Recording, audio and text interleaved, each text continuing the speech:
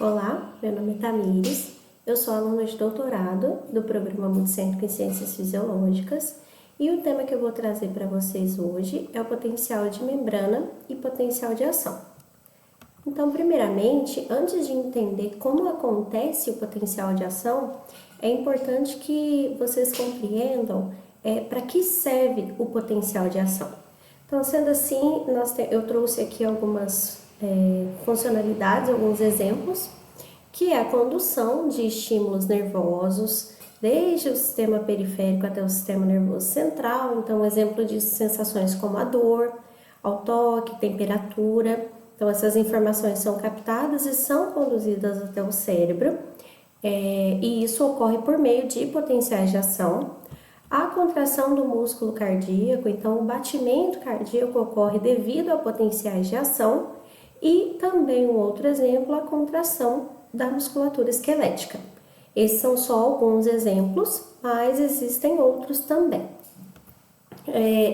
São necessários dois pré-requisitos para que o potencial de ação ocorra.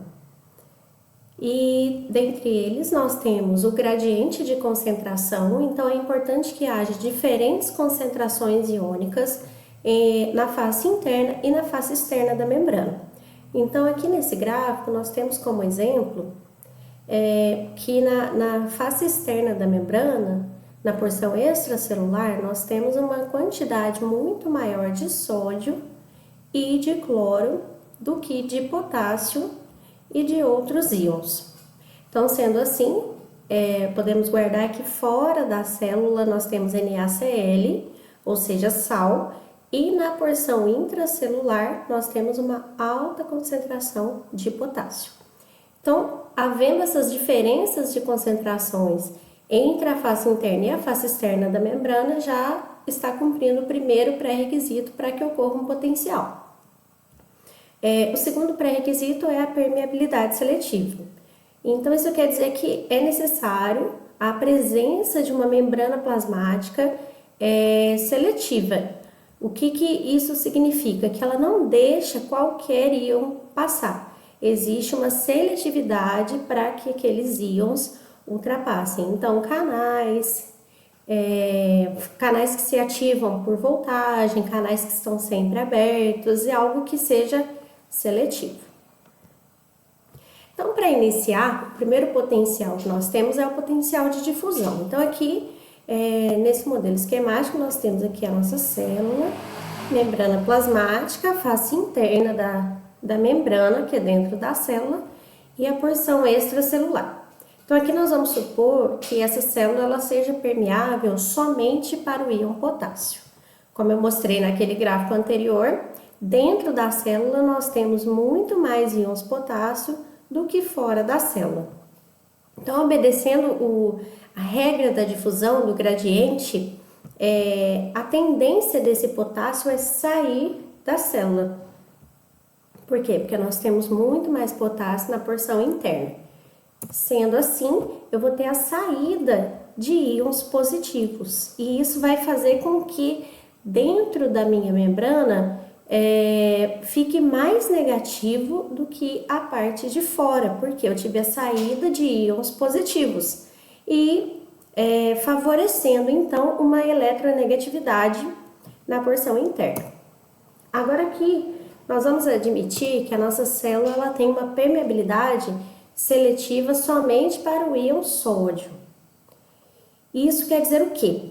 Que o meu sódio, que ele está muito mais concentrado fora da célula, lembrando lá que fora da célula eu tenho muito mais NaCl, muito mais sal.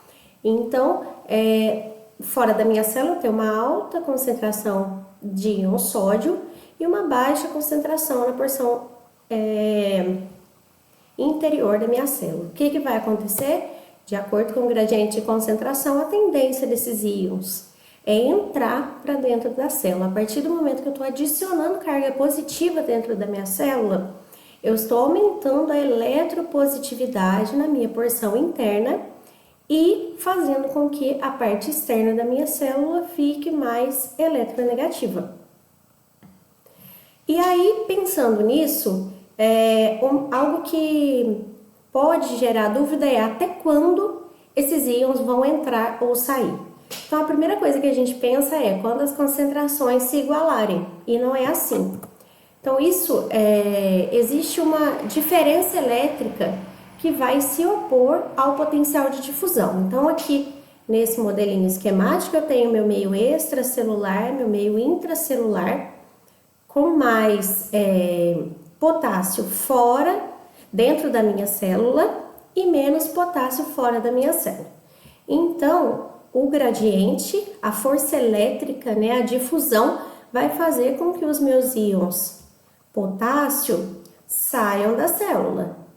Porém, isso vai gerando, conforme eu havia falado, um aumento de cargas negativas, né, na porção interna da minha célula, e a porção extracelular vai ficar mais positiva. Então, essa diferença elétrica vai gerar cargas opostas e isso vai aumentar a minha força elétrica, fazendo com que essas cargas aqui se atraiam e isso bloqueie o efluxo do meu íon potássio. Então, isso vai acontecer da mesma forma para o íon sódio, porém em direções opostas. E quando isso acontece, quer dizer que a minha célula está em equilíbrio eletroquímico. E isso pode ser calculado. Então, eu trouxe aqui a equação de Nernst, que ela dá em valores esse potencial que vai contra essa diferença elétrica que vai contrabalancear a minha força química. Ela é dada, então, por mais ou menos, esse mais ou menos vai depender se o meu íon é positivo ou se o meu íon é negativo, 61 log. E aí, eu vou substituir aqui pela concentração do meu íon que eu tenho na porção interna e na porção externa. Então, é só um modelo matemático que vai trazer em valores o que isso significa. Mas aqui, eu acho importante que vocês entendam que a minha força química vai empurrar o meu potássio para fora da célula. Mas isso vai gerar uma diferença de cargas. Então, vou ter uma porção muito eletronegativa dentro da célula e fora muito eletropositiva. Cargas opostas se atraem, vai gerar a força elétrica e isso vai fazer com que bloqueie a saída do meu íon potássio. É importante lembrar que num organismo, as nossas células elas não são permeáveis a apenas um íon. Conforme eu havia mostrado ali como exemplo, supondo que a minha célula seja permeável somente ao sódio, ou seja, permeável somente ao potássio, não é assim que acontece na realidade das nossas células. Então, os principais íons envolvidos, né, no potencial é o sódio, o potássio e o cloro. Nós também temos a participação do íon cálcio, de alguns ânions intracelulares, mas eu trouxe aqui os principais, que é o sódio, o potássio e o cloro. E aí, o que vai acontecer quando a minha membrana tem permeabilidades diferentes para cada íon? Aquela força que vai contrabalancear, ela é calculada de uma forma diferente. E os fatores que são levados em conta para essa quantificação é a polaridade das cargas de cada íon. Então, se os íons são positivos ou negativos, a permeabilidade da membrana, então o quanto a minha membrana é permeável àquele íon, e as concentrações internas e externas dos íons em questão. Então, isso é dado por uma outra equação, chamada equação de Goldman, e ela também é dada nessa força em milivolts. E ela tem umas informações a mais do que a outra fórmula da equação de Nernst, então pode assustar um pouco, mas são modelos matemáticos para facilitar o cálculo para a gente entender o que está acontecendo.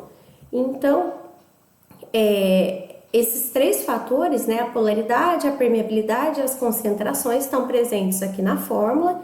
Então, por exemplo, aqui, ó, a concentração do sódio interno, a permeabilidade para o sódio interno. Concentração do sódio externo, a permeabilidade do sódio interno, desculpe.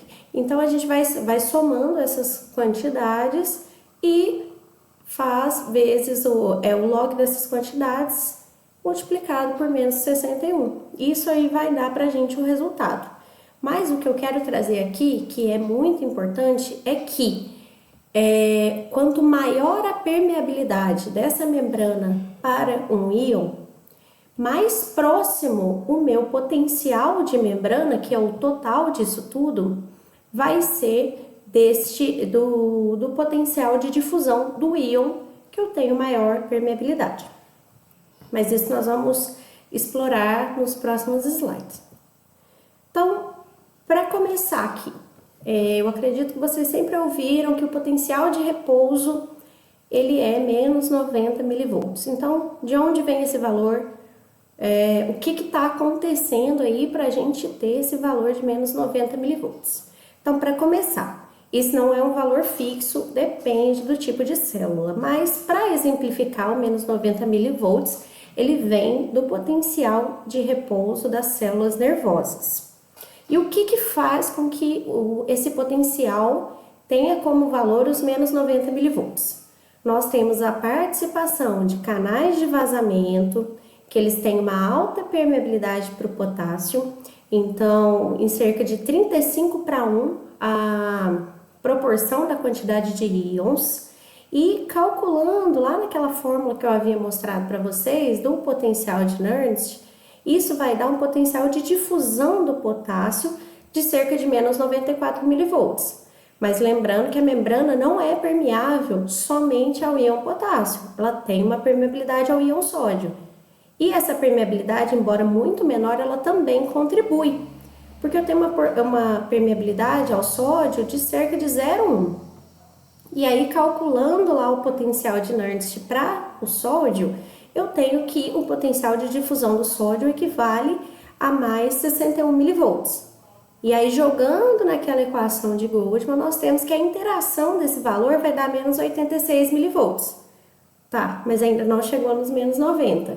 Nós temos também a contribuição da bomba de sódio e potássio, que contribui aí com o potencial de difusão de menos 4 milivolts. Nós vamos falar mais da bomba de sódio e potássio para frente, mas adicionando esses menos 4 milivolts para o momento aqui, nos menos 86 milivolts, nós chegamos então nesse potencial de menos 90 milivolts.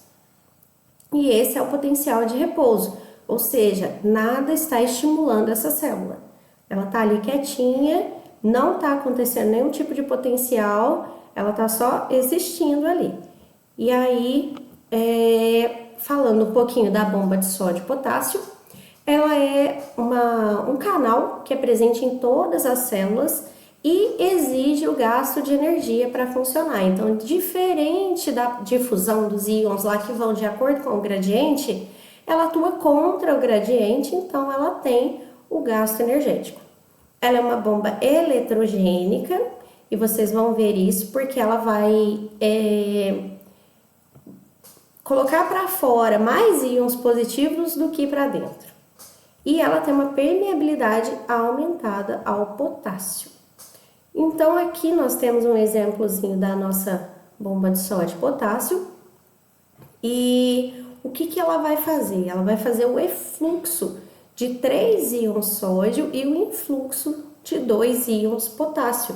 Então, como saiu mais cargas positivas do que entrou, ela é eletrogênica. A minha força, a minha quantidade de carga positiva fora vai ser maior que a minha carga positiva, que a quantidade de cargas positivas dentro. Então, eu tenho essa contribuição para a eletronegatividade na face interna da membrana.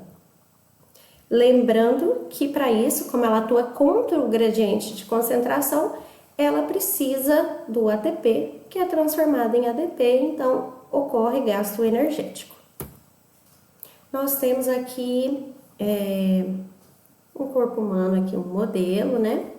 E nós temos diversos estímulos. Então, estímulos térmicos, estímulos táteis, estímulos mecânicos, estímulos externos, para exemplificar. Esses estímulos vão ativar esses neurônios.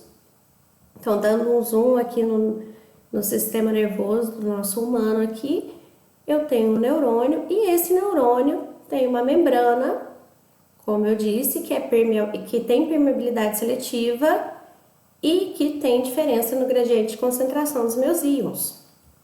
Então, quando esse neurônio é estimulado, o que acontece? A minha face interna, que era mais eletronegativa que a minha face externa, vai inverter essas cargas. Então, a minha parte interna da membrana vai ficar mais positiva e a minha face externa mais negativa.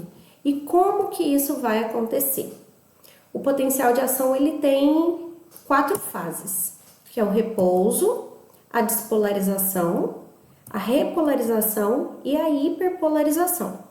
Então, em repouso, nós vimos ali que a nossa célula está aqui, vamos colocar aqui nessa linha verde, lá nos menos 90 milivolts, só que aí aconteceu um estímulo que vai gerar uma despolarização. Então, um estímulo que pode ser tátil, térmico, algum daqueles exemplos que eu dei, vai aumentar um pouquinho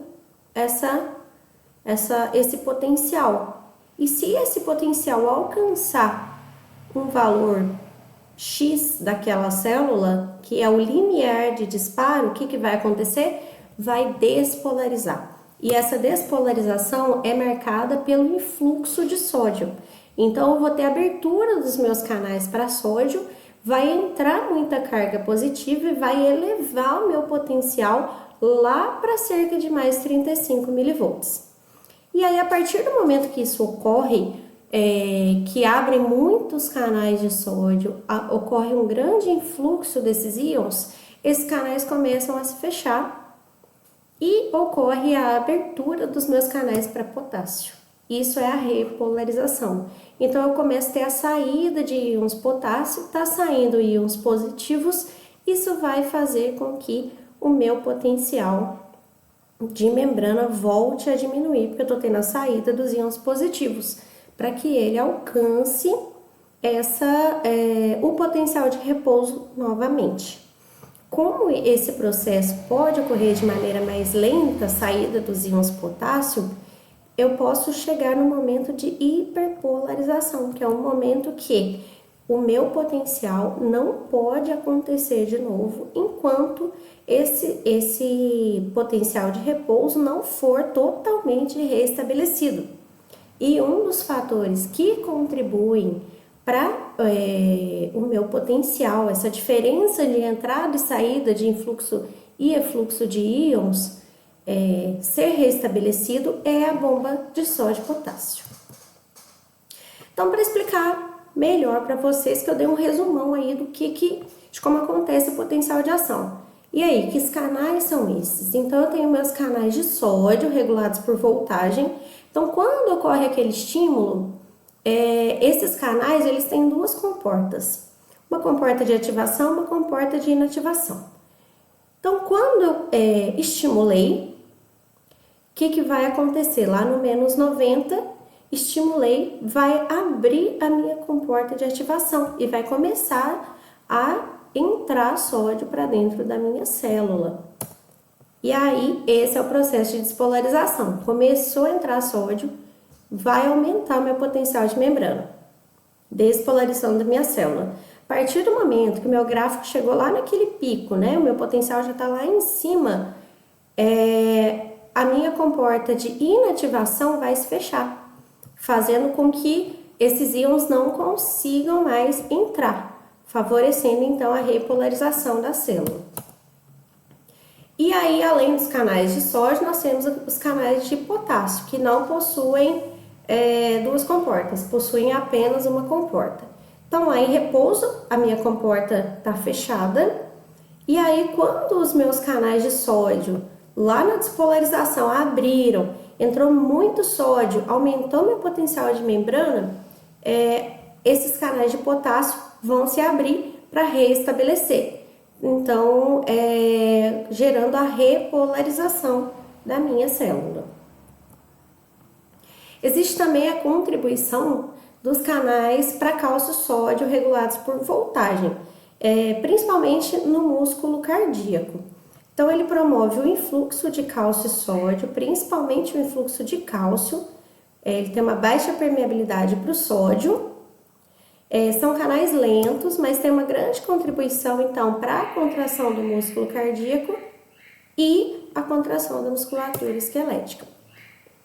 Então, aconteceu esse potencial, mas ele aconteceu só naquele ponto? Como é que ele se propaga por toda a minha fibra nervosa, por exemplo?